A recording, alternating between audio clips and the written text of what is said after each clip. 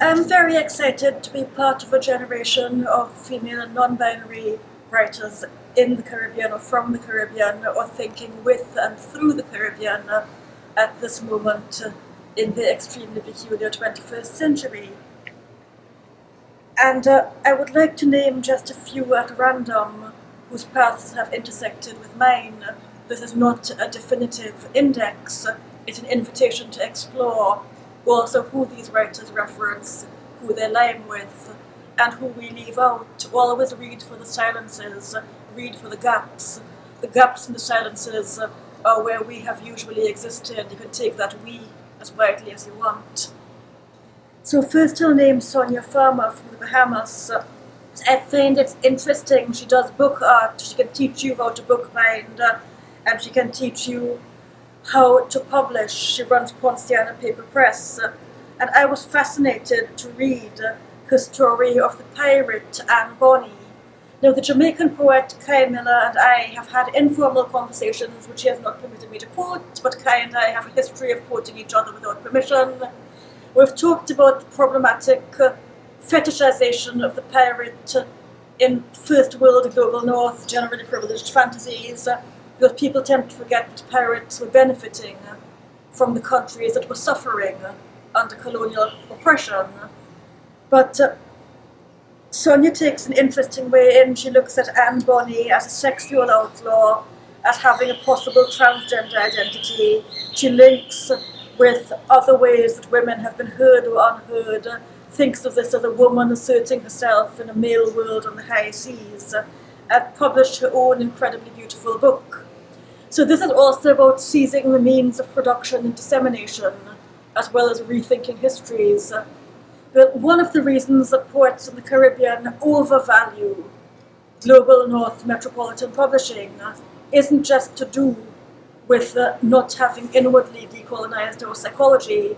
It's because those places have publishing houses and money and endowments and editing skills and workshops.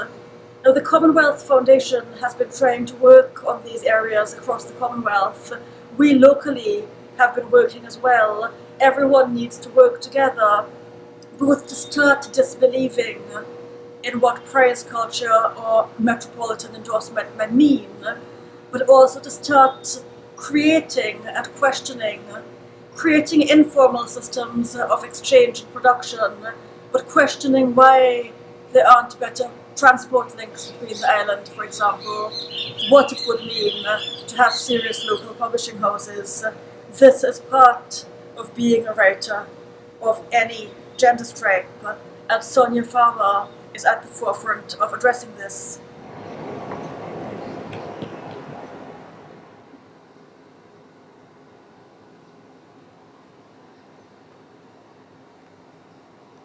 Another poet I would like to shout out to, pretty much at random, just from the personal connections which poetry can make, is Shara McCallum, the Jamaican poet who was brought up in 12 tribes and is a professor of creative writing in the United States of America.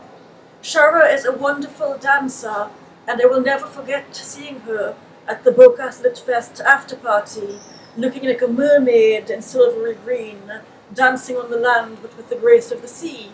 And to me, this relation to her body and to space, this kinetic grace of Shara's, is something which is visible on the page. And I have annotated this poem, and you can see the way she uses all the space on the page, so you cannot move just from left to right, up and down, A to B, or from movement 0 to movement 10 if you're hearing it in sound.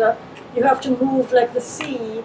This is a dialectic of the page, to borrow one of the great late Kamau Brathwaite's philosophical terms. And it's from the Book of Mothers, and I'm not going to read it. It's Shara's words. I can't appropriate her voice. I just want to make 3 points about mothers. One is that there have been great poets of genealogy from Jamaica and elsewhere, but Jamaica, I'm thinking of Lorna Goodison, Olive Senior, as well as Shara McCallum, and Kai Miller, because in many ways Kai Miller who obviously is male, is the inheritor of a way of writing sensitively about women, sensitively about older women, or women in some way at the margin of the communities. When I look for female voices, or the understanding of the female voice, I look both to Shara and to Kai.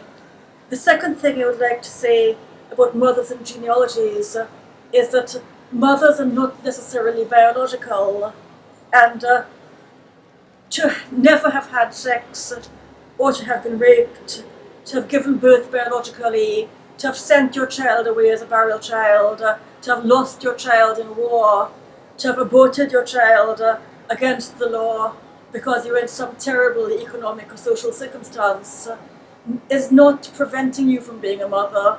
All of this is a way of being part of the matrix of the identity of motherhood. It's just a different way in, a different vector in the matrix. And so motherhood should not be overly privileged or bound by any religious or legal constriction, because that is not what literature is about or for. It is for the full liberty of the imagination, including the Sukuya, including the Lajables.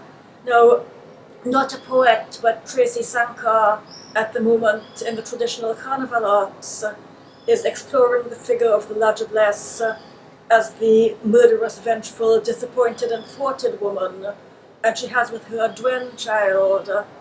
If you do not know what is Lajables and Dwen, you can look them up, or you can visit East Trinidad in the night.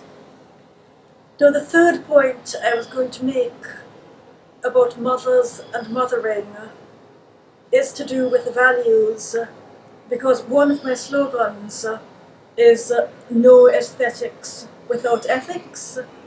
I like making slogans. Another of my slogans is, during this filming, which is during the time of the coronavirus pandemic, I would say love well and think of Albert Camus.